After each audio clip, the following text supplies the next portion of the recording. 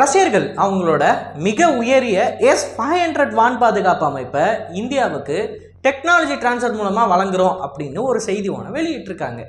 இந்த செய்தி எதை தொடர்ந்து வருது அப்படின்னு பார்த்தீங்கன்னா, இந்திய அரசாங்கம் S-400ஓட பெர்ஃபார்மன்ஸை பார்த்துட்டு S-500 நம்ம வாங்கினா நல்லாயிருக்கும் அப்படின்னு சொல்லி S-500க்கு நம்மளோட இன்ட்ரெஸ்ட்டை கொடுத்ததுக்கு அப்புறமா ரஷ்யன்ஸ் கொடுக்குற ஆஃபராக இருக்குது.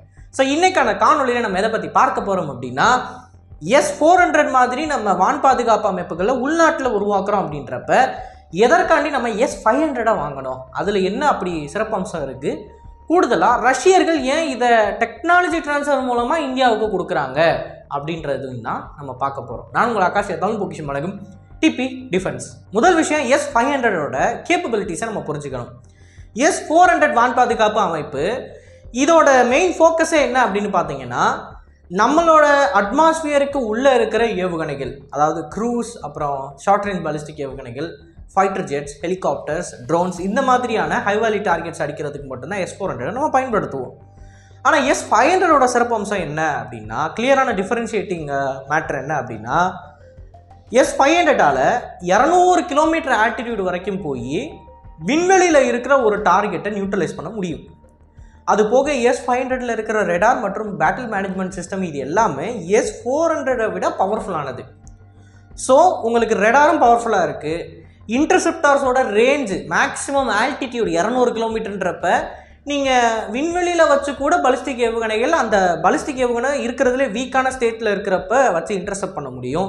ஸோ இந்த மாதிரி ஒரு அடிஷ்னல் கேப்பபிலிட்டியை S-500 கொடுக்கறதுனால S-500 மெயின்லி பாலிஸ்டிக் ஏவுகணைகளோட த்ரெட்டை நியூட்ரலைஸ் பண்ணுறதுக்கு மட்டும் நம்ம பயன்படுத்துகிற மாதிரி வச்சுக்க முடியும்.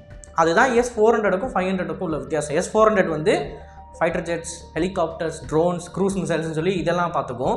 S-500 ஸ்பெசிஃபிக்காக இஸ்ரேலோட எக்ஸோ அட்மாஸ்பியரிக் இன்டர்செப்டார் ஏரோ 3 மாதிரி நம்மளோட விண்வெளியில் வச்சு பாலிஸ்டிக் ஏவுகணைகளை இன்டர்செப்ட் பண்ணும்.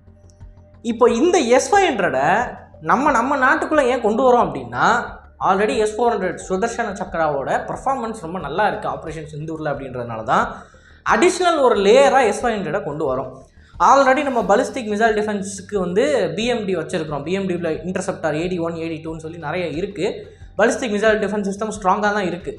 ஸ்டில் இருந்தாலும் இந்த ஒரு வான் பாதுகாப்பு அமைப்பு அப்படின்றது உதவிகரமாக இருக்கும். ரெண்டும் சேர்ந்து வேலை செய்யும். இந்தியாவோட பாலிஸ்டிக் மிசைல் டிஃபென்ஸ் சிஸ்டமும் இந்த S-400 மாதிரியான தனியாக வேலை செய்கிற யூனிட்ஸும் ஒன்றா சேர்ந்துச்சு அப்படின்னா ஒன்று அது காம்ப்ளிமெண்ட் பண்ணும். ஏன்னா BMD டிஃபென்ஸ் சிஸ்டம் அப்படின்றது அதோட கான்செப்டே வேறு. அதை பற்றி நான் தெளிவாக எக்ஸ்பிளைன் பண்ணியிருப்பேன். அதை வந்து நம்ம S-500ஓட கம்பேர் பண்ண முடியாது. S-500 வந்து ஒரு மொபைல் யூனிட் மாதிரி தான். பட் BMD அப்படி கிடையாது. BMD வந்து ஒட்டுமொத்த இந்தியா ஃபுல்லாக அதோட ஆசட்ஸை பயன்படுத்தும். பட் S-500 அந்த கேஸ் இல்லை. அதை நீங்கள் ஒரே ஒரு இடத்த பாதுகாக்கிறதுக்கு மட்டும் மொபைலாக வச்சுக்க முடியும். ஆர் அந்த இடத்துலேருந்து இன்னொரு இடத்துக்கு அதை ட்ரான்ஸ்ஃபர் பண்ணவும் முடியும். இப்படி ஒரு வெர்சடைலான கேப்பபிலிட்டி இருக்குது. ஸோ அது ஒன்றுக்கு ஒன்று சலைச்சது இல்லை அப்படின்றப்ப 2 பேருமே இணைந்து வேலை செஞ்சாங்கன்னா நம்மளோட நாட்டோட வான்பரப்பை பாதுகாக்கிறதுக்கு பக்காவாக இருக்கும் அப்படின்னு சொல்லி தான் நம்ம S-500 வாங்குகிறோம்.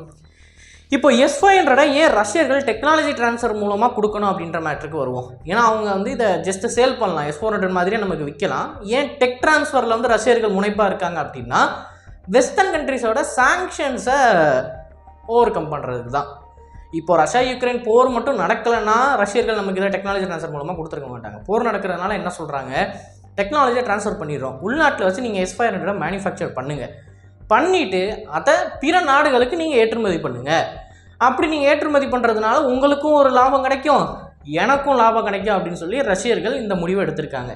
இதே இது ரஷ்யர்கள் வந்து டெக் ட்ரான்ஸ்ஃபர் பண்ணலை இந்தியாவுக்கு அப்படின்னா டைரெக்டாக அவங்களே எல்லா கண்ட்ரிஸுக்கும் எக்ஸ்போர்ட் பண்ணுற மாதிரி இருக்கும். ஆனால் அமெரிக்கா எக்ஸ்போர்ட் பண்ண விட மாட்டாங்க, அந்த ரிசீவிங் கண்ட்ரியை வாங்க விட மாட்டாங்க பேசிக்காக அமெரிக்கன்ஸ்.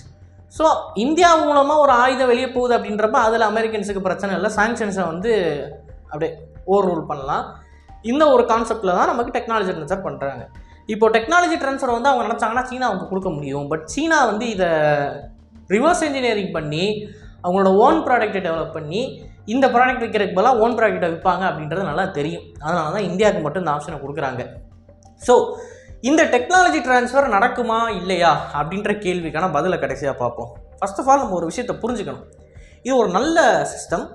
அண்ட் இதை வாங்குறது ஒன்றும் நமக்கு முடியாத காரியம்லாம் கிடையாது. ஏன்னா இன்றைக்கி தேதிக்கு இந்திய பொருளாதாரத்தில் ஃபண்டிங் ஒரு பிரச்சனை இல்லை. நம்ம யார்கிட்ட இருந்து வேணாலும் எந்த ஆயுதத்தை வேணாலும் வாங்க முடியும். பிரச்சனை எங்கே வரும் அப்படின்னு பார்த்தீங்கன்னா அமெரிக்கன்ஸ் கிட்ட இருந்து தான் வரும்.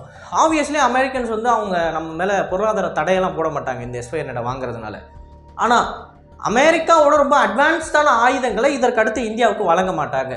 குறிப்பாக F-35. ஏற்கனவே எல்லாருக்கும் தெரியும் Su-57 F-35 சொல்லி நம்ம பேசிக்கிட்டு இருக்கோம். இந்த சூழ்நிலையில் நம்ம சப்போஸ் F-35 வாங்குறதா இருந்துச்சு அப்படின்னா கண்டிப்பாக இந்த S-500 டீல் நடக்காது. இது நடந்துச்சுன்னா அமெரிக்கன்ஸ் F-35 கொடுக்க மாட்டாங்க. அப்படி இல்லை நம்ம F-35 கன்சிடரே பண்ணலை, Su-57 தான் வாங்க போகிறோம் அப்படின்னா நமக்கு பிரச்சனை இல்லை. நம்ம அமெரிக்கன் வெப்பன்ஸ் அதுக்கப்புறம் வாங்கணுன்ற அவசியம் கிடையாது. S-500 நோக்கி நம்ம போகலாம். அண்டு உள்நாட்டில் இருக்கிற இதர அமெரிக்கன் வெப்பன்ஸ்னால எதுவும் பிரச்சனை வருமா நமக்கு? ஏன்னா அதற்கான ஸ்பேர் பார்ட்ஸையோ இல்லை அதற்கான வெப்பன்ஸையோ அவங்க கொடுக்காம போவாங்களா அப்படின்னு கேட்டிங்கன்னா அந்தளவுக்கு பெருசாக நம்ம அமெரிக்கன் வெப்பன்ஸை நம்பி கிடையாது.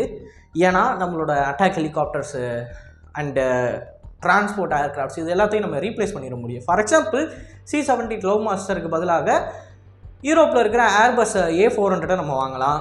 இல்லை அப்படின்னா ரஷ்யன்ஸ் கிட்டே இருக்கிற IL-76 அடிஷ்னலாக வாங்கலாம். அட்டாக் ஹெலிகாப்டருக்கு அப்பாச்சி இல்லை அப்படின்னா நம்மளோட உள்நாட்டு தயாரிப்பு இருக்குது. அப்புறம் ஹெவி டிரான்ஸ்போர்ட் ஹெலிகாப்டர் சினூக் மாதிரியானது இதுவும் இல்லை அப்படின்னா நம்ம உள்நாட்டில் ஹிந்துஸ்தான் ஏரோநாட்டிக்கல் லிமிடெட் ஒரு மீடியம் லிஃப்ட் ஹெலிகாப்டர் ஒன்று உருவாக்குறது வேலை செஞ்சுக்கிட்டு இருக்காங்க. அதை உருவாக்கிடலாம். ஸோ என்ஜின் இல்லை, தேஜஸுக்கு வந்து ஜெனரல் எலக்ட்ரிக்கோட F404 என்ஜின் கிடைக்காது அப்படின்னா நம்ம வேறு என்ஜினை மாற்றிட்டு போயிடலாம். சாஃப்ரான் ஆல்ரெடி நமக்கு என்ஜின்ஸ் ஆஃபர் பண்ணுறாங்க. ஏற்கனவே இருக்கிற இந்த GE F404 என்ஜினை ரீப்ளேஸ் பண்ணுற மாதிரியும் சாஃப்ரான்ஸ் கிட்ட ஆஃபர்ஸ் இருக்குது. ஸோ இதர சிஸ்டமில் ஏதாவது பிரச்சனை வருது அப்படின்னா அதை நம்ம ரீப்ளேஸ் பண்ணிக்கலாம். ப்ராப்ளம் இல்லை, வேறு ஒரு ஆள்கிட்ட போய் நம்ம வாங்கிக்கலாம். இது அமெரிக்கன்ஸுக்கும் தெரியும். ஸோ அமெரிக்கன்ஸ் வந்து பெருசாக ரியாக்ஷன் கொடுக்க போகிறது இல்லை நான் இந்த வெப்பன் சிஸ்டம் சப்ளை பண்ண மாட்டேன் அப்படின்னு சொல்ல போகிறதில்ல. சொன்னாங்கன்னா அவங்களுக்கு தான் லாஸ். ஏன்னா நமக்கு ரீப்ளேஸ்மெண்ட் இருக்குது அப்படின்றப்ப இதில் நமக்கு பிரச்சனை இல்லை. எங்கே பிரச்சனை வரும் அப்படின்னா 5th ஜென் ஃபைட்டர் ஜெட்டில் தான் பிரச்சனை வரும். ஏன்னா ஒரு 5th ஜென் ஃபைட்டர் ஜெட்டை ரீப்ளேஸ் பண்ணுறதுக்கு நம்மக்கிட்ட வேறு ஆப்ஷன் கிடையாது. ஆல்ரெடி நம்ம ரஷ்யன்ஸ் கிட்ட நோ சொல்லிட்டு தான் F-35 வாங்கியிருக்கோம். அப்போ F-35 விட்டு இதோட கேப்பபிலிட்டியை மேட்ச் பண்ணுற மாதிரி வேறு ஃபைட்டர் ஜெட்டை தேடணும் அப்படின்னா உலகத்தில் வேறு யார்கிட்டையும் இல்லை. ஸோ F-35 வாங்கணுன்னா மட்டும் இந்த S-500 டீலை மறந்துட வேண்டியது தான். மித்தபடி நம்ம S-500 வாங்கிக்கிட்டு அமெரிக்கன்ஸோட இந்த சிஸ்டம்ஸையும் தாராளமாக நம்மளால் பயன்படுத்த முடியும். என்ன தான் இருந்தாலும் சைனீஸு டாமினன்ஸை தடுக்கிறதுக்காண்டி இந்தியாவோட சப்போர்ட்டு யூஎஸ்க்கு தேவை. ஸோ எடுத்தவங்க கவுத்தோன்னு கேட்ஸாக போட மாட்டாங்க, அதுக்கு பாசிபிலிட்டி இல்லை. ஸோ இன்றைக்கான காலையில் நான் சொன்ன செய்திகள் பற்றி நீங்கள் என்ன நினைக்கிறீங்க அப்படின்றத மறக்காமல் கமெண்ட்ஸில் பதிவிடுங்க. அண்ட் இது போல் நிறைய தகவலை தெரிந்து கொள்ள டிபி நியூஸ் பேஜாக ஃபாலோ பண்ணிக்கோங்க. நல்லதை இப்போ வந்து நல்ல சமுதாயத்தை வரக்கும். நன்றி, வணக்கம்.